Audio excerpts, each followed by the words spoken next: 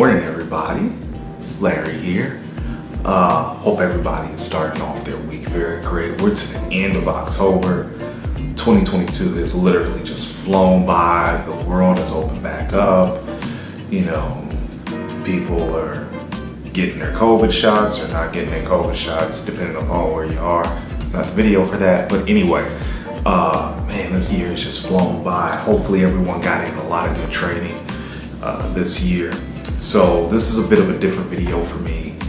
We're not going to be doing any type of training because I'm in a deload right now and it is utterly boring to do, but something that my body very much needed, and I'm very glad to do it. So if you've been pushing really hard, I advise you to go into a deload. Hopefully more on that later. But right now, for the past few days, I've just been having all these ideas in my head and I can't figure out which one I want to expound on the most. So in light of that, I'm just going to dump out whatever has been on my mind, training wise, recovery wise, and just go from there. Maybe even get into some life stuff. But in any event, a couple of days ago, I was listening to a Table Talk podcast. If you haven't subscribed to the Table Talk podcast, that's not mine, of course. That is Elite FTS's podcast.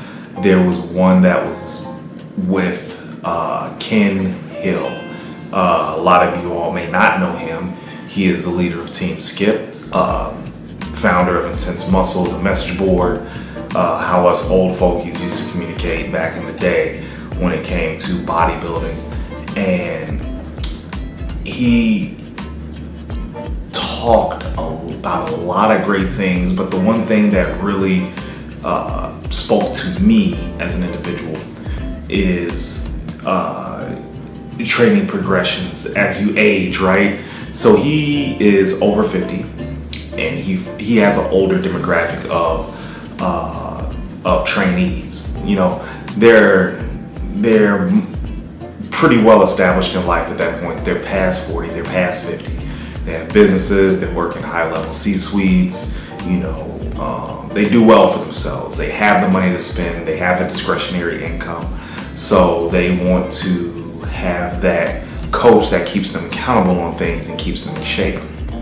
So now, what he talked about, one of the things that he talked about was how training for him right now is kind of an anti-ager, right? It is something that's keeping his youth because as a person that's getting older, I never thought I would feel like this, right? But then all of a sudden you turn 43 and you're like, damn. It kind of sucks getting older physically, right? It's a blessing and a curse at the same time, because things that you could do 2 years ago, you can't do right now effectively, or it'll just put you in the dumps, right? So he spoke to how he's had to change his training around and how a lot of the things that he could do, he's had to adjust. So with that being said, I definitely think there is a progression of how you should train from your 20s to your 30s to your 40s. And we'll even dive into the teenage years. So I started bodybuilding around about 11 years old, if you want to call it that, with concrete weights. So with me training, or with me starting to get into bodybuilding around that time, my resources were limited.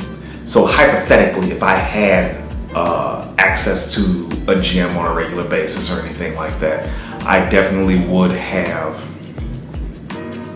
unlike a lot of people are preaching today, how a lot of bodybuilding is isolation and all that. If I'm 16, or if I'm 15 or 16, what I'm doing is I'm still doing straight up barbell movements and milking them for all that I can, right? I mean, just pounding. We're talking 6 rep sets, 8 rep sets, high rep sets, low rep sets. We're just talking not even a ton of volume, but definitely a lot of doing. I think the ideal split for a teenage bodybuilder is what a lot of people are doing now, including myself, which is push-pull legs. That, I believe, is probably going to be the best split for a teenage lifter who is trying to put on mass. I think it's got its holes, but that's more for when you get advanced and you get super strong. But push-pull legs or a full body, that's something that I would absolutely start out a teenager on. Now, as we get into our 20s, let's say we have a really good base of strength. Let's say we're monstrous at a lot of the movements that we took to earlier in our bodybuilding journey, career, what have you, whatever you want to call it.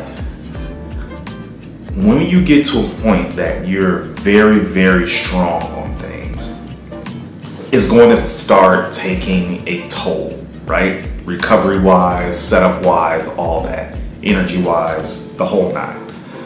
So what you really want to do is that you want to find those exercises that you can still milk and then throw in a little bit more isolation work, right? So let's just take, for example, back. Your bread and butter is the bent over row, right? But you're finding that you're rowing, we'll just throw out a crazy number, 450 pounds. You're bent over rowing 450 pounds. But here's the funny part, your back isn't growing, right? So you've been doing lat pull downs, you've been doing deadlifts, bent over rows, one arm rows, and all that. So if your heaviest movement of that day in your 20s is the bent over barbell row, so now you have to look at a couple of things. You have to look at the placement of the row, you have to look at the exercises surrounding the row, and also, are these exercises combined in the overall program of your back day? Is it doing what it needs to do? So when you're in your 20s, you have your anchor, what I call your anchor exercises. You have those 2 exercises that you just go to town on, and then the rest is basically to fill in, volumize the muscle, get more blood in there, help break it down even more without sacrificing form, without sacrificing joint integrity, anything like that. So with that being said, if we're rowing a tremendous amount of weight, definitely don't want that second or even first in the workout. When I was still in my 20s, I was putting barbell rows first in the session. Not a smart look, right? So I would definitely proceed it with some angled prime pull downs, because now that's available to us that weren't available before, or some type of lat pull down, whether it be neutral grip, whether it be double overhand, even whether it be wide grip. Something where I can really stretch overhead, pull down, contract, and be able to hold it for a couple seconds before releasing. And then the next thing I would do is that I would do some type of chest supported row, whether it be dumbbell, whether it be machine, or whether it be seated where I'm pulling, right? Because what I'm looking for is that I'm looking to have that anchor exercise fatigued, right? I want to go into that state tired, because I've hit muscle fibers before I've gotten to my big movement. So when I get to my big movement, yeah, I can still row a lot of weight, but it's going to feel a little bit better in the overall context of what I'm trying to accomplish.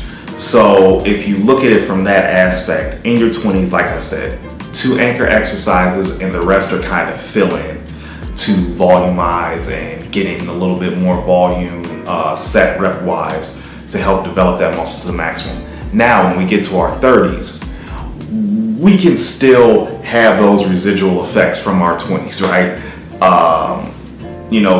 Nothing really starts hitting you hard, honestly, until your late 30s, early 40s, as far as heaving heavy weight and all that.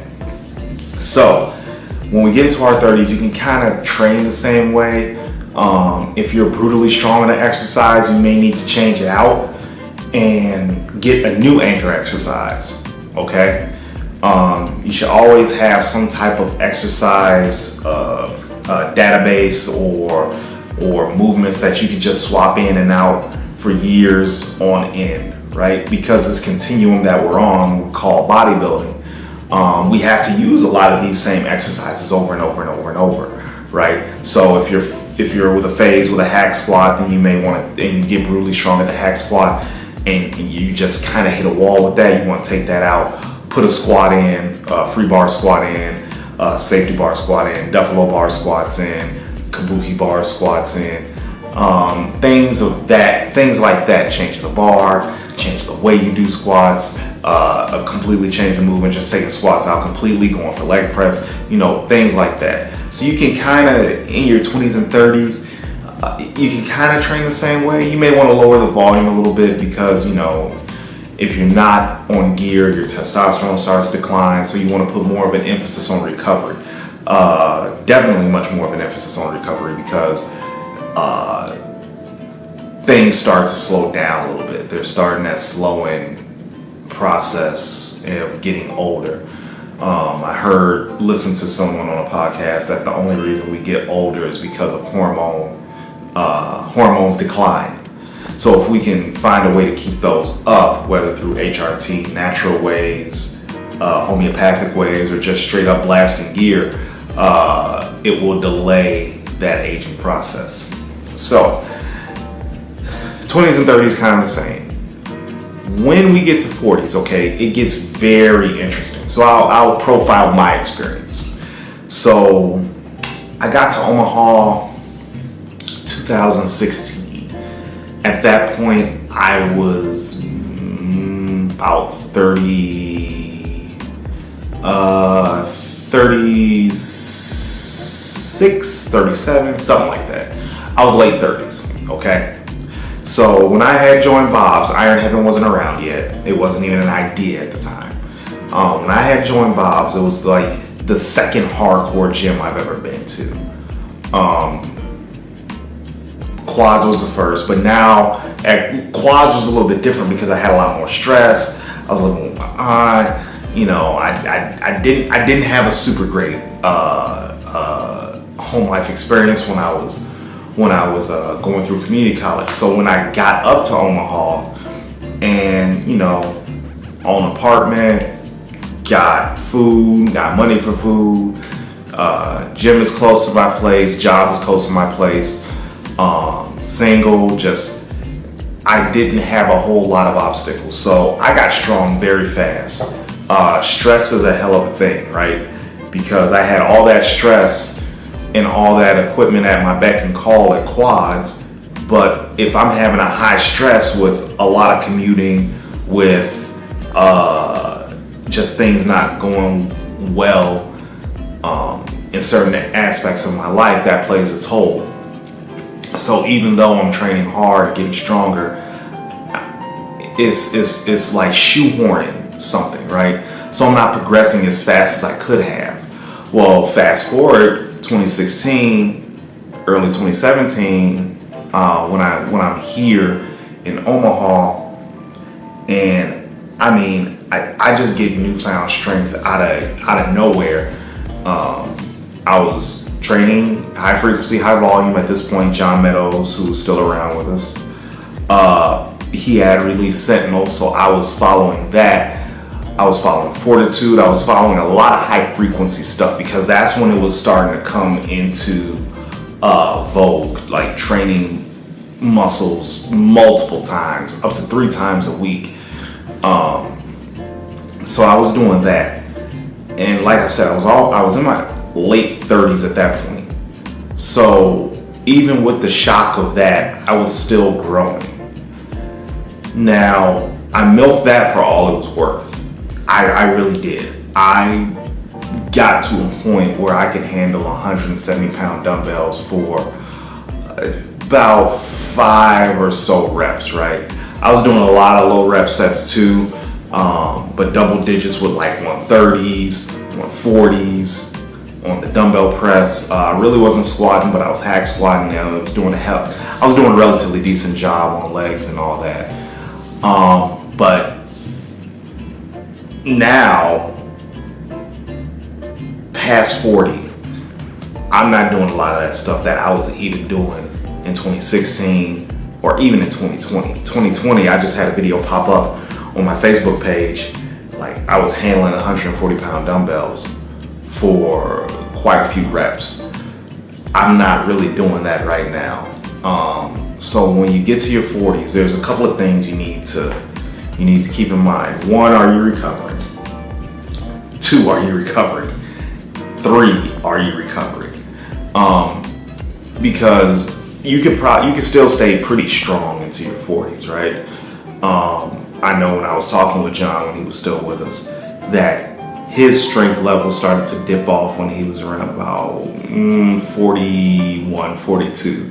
And he took good care of himself. Chiropractor, stem, all that. He took good care of himself.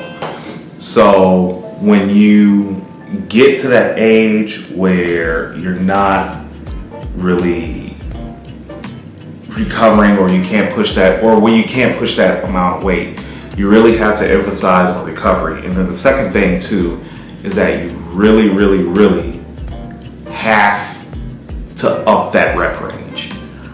I'm to the point now where I know I can't handle a straight bar on pressing movements. So I switched to dumbbells, I switched to machines. Also, with that being said, I have really upped the rep range on a lot of stuff. So no, I'm not pressing 130 pounds, but I take 110 pounds, 115, maybe 120, and I'm doing it for 10 to 15 reps. I'm doing it for 15 to 20. I'm trying to get the rep range up so I can go ahead and reap the benefits of the higher rep range and putting blood in the muscle.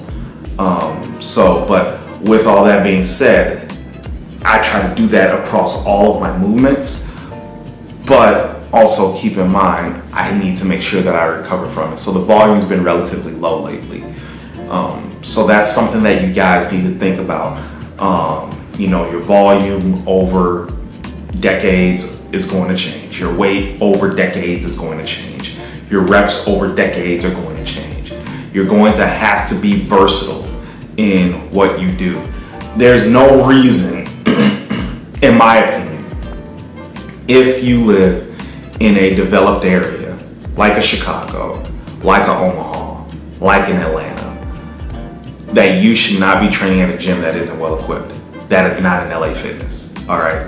LA Fitness exports are like desperation gyms, in my opinion, because there's so many other gyms that have owners that really work hard to put good equipment in there for you to work around anything, because hardcore gyms, they're not looking for excuses. They want results from you. So they're going to put these things together to help you get better. But I understand there's people that can't do that. So if you got an LA Fitness, do what you can, be smart about it. But keep in mind that you're going to have to change your training and have to change your movements. So get educated over time about what you need to do as far as progression goes as you advance in age. The bench press is going to have to go out the window. The incline press with the bar, straight bar stuff is just going to have to go out the window at some point in various phases of your training. That's just the bottom line. So understand too that recovery is going to play a major, major role in what you do when you get older. So obviously don't discount the recovery now if you're young, but don't go overboard with it and say, I'm not gonna grow, or if I do more than 2 sets. Like, that's just taking it to the extreme, like Mike Mentzer extreme. But those are some of the things that I got from the podcast. And being an older trainee myself, I was very happy to come across this, and I just wanted to just dump out everything that I had been thinking about for the past few days. Hopefully you guys followed along.